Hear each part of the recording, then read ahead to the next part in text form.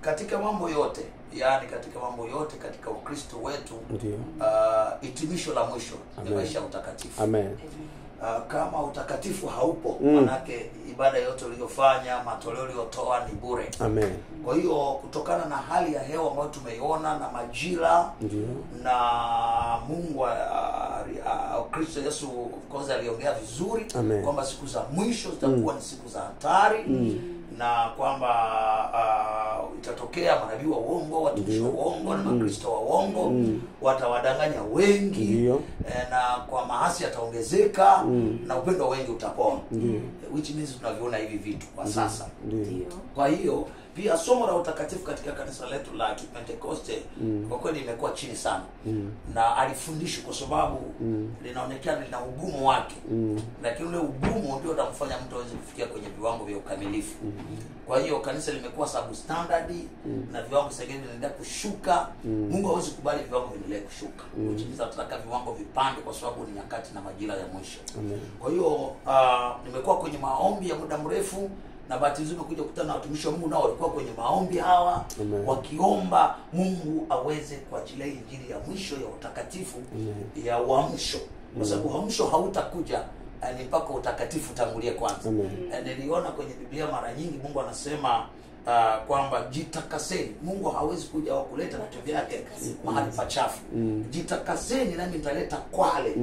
Kwa Mungu anataka kuleta vitu vikubwa vilivyotamaniwa. Nikisoma pale Hagai sura ya 2 huwa nafarijika sana kwamba yaliyotamaniwa na mataifa yale, miujiza, uponyaji, baraka, yote yatakuja. Anasema fedha na dhahabu ni mali yangu. Kwa Mungu anatamani utukufu wa mwisho wa kanisa uwe mkuu kuliko ule wa kwanza. Kwa hiyo kwa kweli katika maombi yangu na maombi ya watumishi wengine tumekuja kukutana, kumbe na wao ndani mioyo yao wana mzigo mkubwa sana wa kutamani kuwa na kanisa linatakaswa na watakatifu wanakamilishwa.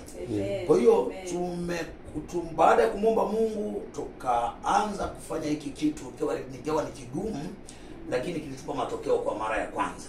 Mwaka jana mwezi wa 12 tulifanya hili jambo, lilileta matokeo makubwa sana. Na bahati nzuri Mungu alitupa watumishi wazuri ambao nao walikuwa na msukumo wa kutamani kuona kanisa linabadilika.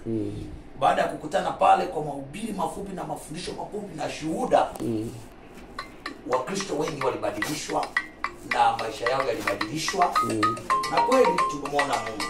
Sasa tukapanga kwamba tutafanya kitu kingine kipya ambacho katika hicho tutawashirikisha wachungaji zaidi. Asante. Kwa hiyo tarehe 21 mwezi wa 6 kuanzia saa 2 asubuhi, tutakuwa na kongamano kubwa la kutengeneza mazingira jinsi ya kufanya kanisa liishi maisha matakatifu na kulikamilisha, ili Yesu atakuja kunyakua kanisa lisiokuwa na madoa wala mawaa. Sasa tumeonelea kwamba watumishi wa Mungu wale ambao wanahubiri injili ya kweli, katika utafiti imeonyesha kwamba wanabana sana na adui.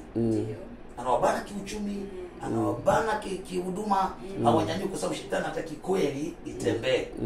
Kwa hiyo tukaona jinsi ya kumshinda shetani ni kuungana pamoja. Yaani sisi vikanisa vidogo vidogo tukaungana pamoja, kwa sababu ndege wanaotembea wanaoruka pamoja ni wale wanaofanana. Kwa hiyo kama nahubiri injili ya utakatifu mwili na roho, kuondoa matakataka ya dunia na nini kama Mungu aliposema katika maandiko, sasa ile ni bora sana. Na tukaonelea basi hapana, kwa sababu kwa watumishi wa namna yetu, kama umoja ziko nyingi, kuna umoja wa mitume, kuna umoja sio wa Katoliki, kuna umoja wa Benda na nini. Sasa umoja huu sio umoja wa kumtoa mtu kwenye dhehebu lake. Anaendelea hapo, lakini nachotaka tuwe na umoja wa kuhubiri injili ya kweli ambayo inayofanana. Kwa hiyo umoja huu ndio unaitwa umoja wa roho. Kwa sababu mimi ninachokikataza mimi ndio ninachokikataa wewe. Ninachokifundisha mimi ndio ninachokifundisha wewe. Imradi Biblia imesema. Kwa hiyo ndugu zangu, tunayo hiyo semina kubwa nzuri, si ya watu wengi sana, ni ya wale wateule ambao wamekaa kwenye njia iliyobanwa, njia nyembamba, wenyewe wachache. Kwa hiyo kitu kinakubaliana na wachache, kwa sababu nimeona watu wengi, hata mtu akileta shuhuda, tumshauri akija na shuhuda kwamba ameonyeshwa hiki na hiki ni sio, wengi wanabeza. na hawa tuwezi kuwazuia wabezi, wacha wabezi. Lakini mradi ushuhuda Mungu ameuleta na unaambatana na neno la Mungu, sisi tutaupokea na tutaukubali kwa sababu ni neno la Mungu. Kwa hiyo tutakuwa na mafundisho ya kuhusiana na utakatifu wa mwili na roho, lakini pia tutakuwa na shuhuda halisi kwa Pastor Doreen, ambaye mmoja alikuwa ni mpinzani sana wa mambo haya ya utakatifu wa mwili na roho.